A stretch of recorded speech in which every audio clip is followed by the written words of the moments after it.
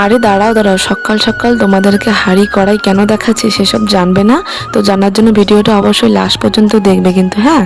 তো hello everyone, good morning. Cooch Behar জেলার ছোট্ট একটি গ্রাম থেকে আমি বিপাশা।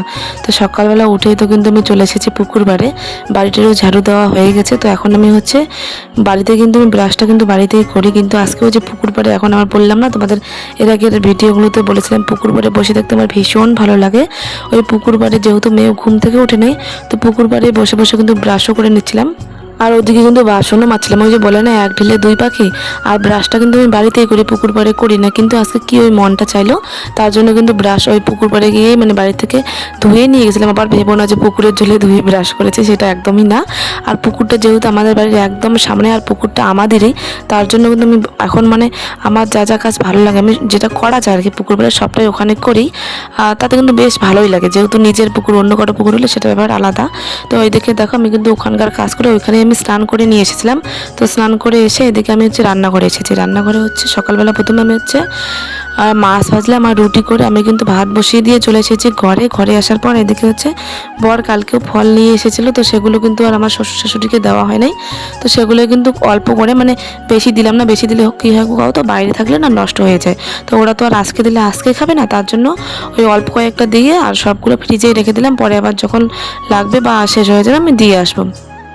ওইদিকে ওদের ঘরে ফল দিয়ে এসে আর যেহেতু ভাতটা বসিয়ে দিয়েছি, তার জন্য হচ্ছে এদিকে ঘরে কিন্তু আমি চাল কুমড়োটা কেটে নিলাম। যেহেতু এখন শুধু চাল কুমড়োর সবজি মাছ দিয়ে করবো, আর সকালে কিছু করব না, পরে দুপুরে যা করার করব। তো এদিকে দেখো সকালে হচ্ছে রান্না করার পর, মানে চাল কুমড়ো কাটার পর কিন্তু আমি রান্না করে নিয়েছিলাম চাল কুমড়োর সবজি মাছ দিয়ে। তো মেয়েকে খাইয়ে আমিও কিন্তু চাল কুমড়োর সবজিটা যেহেতু হালকা হালকা ঝোল করেছিলাম, সেটা কিন্তু রুটি দিয়ে আমি খেয়েছিলাম সকালবেলা। তো খাওয়ার পর আর যেহেতু ভাত আর সবজি হওয়া আছে, শুধু দুপুরবেলা অন্য একটা হালকা সবজি করে নেব। সবজি তো আছে, ওইটাই হবে দুপুরবেলা। তো শুধু ভাজাভুজি করে নেব দুপুরবেলা। এদিকে দেখো তার জন্য হচ্ছে আমি, মেয়েও যেহেতু ঘুমিয়ে পড়েছে, দুপুরবেলা মেয়েকে খাইয়ে দিয়ে আমি ঘুম পাড়িয়ে দিয়েছি। আর এদিকে দেখো ঘরটা যেহেতু ওই রুমে ঘুমিয়েছে মেয়ে, আর এই রুমটা আমি পরিষ্কার করে নিচ্ছিলাম। এই সোফার ভিতরে না মেয়ের কয়েকটা জামা কাপড় পরে গেছিলো, সেগুলোই বের করবো করে, আর বের করাই হয় না। আর ভিতরটা যেহেতু নোংরাই হয়েছিল, তার জন্য হচ্ছে সোফার নিচটা একদম ভালো করে পরিষ্কার করে নিলাম। আর আগে না এই সামান্য সোফা টোপা পরিষ্কার করার জন্য, যেহেতু আমি আগে মানে বিয়ের পরবার না একটু মানে মেয়েরা বলে না যে একটু মানে ইসে খোঁজে, আরাম খোঁজে, তখন আর কি যেহেতু একটু বয়সও কম ছিল, বিয়ের পরবারের কথা বলতেছি। তো এদিকে দেখো আমি একটু সোফা পরিষ্কার করতেও কিন্তু, মানে সোফাটা যেহেতু পরিষ্কার করবো সেটাও কিন্তু বরের কাছে সরিয়ে নিতাম। এখন সেসব করি না, এখন আমি সব একাই করি।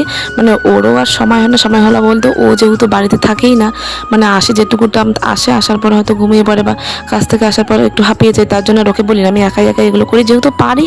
আর বলার মতো কাউকে মনে করি না আর কি, একাই একাই সবটা করি। তো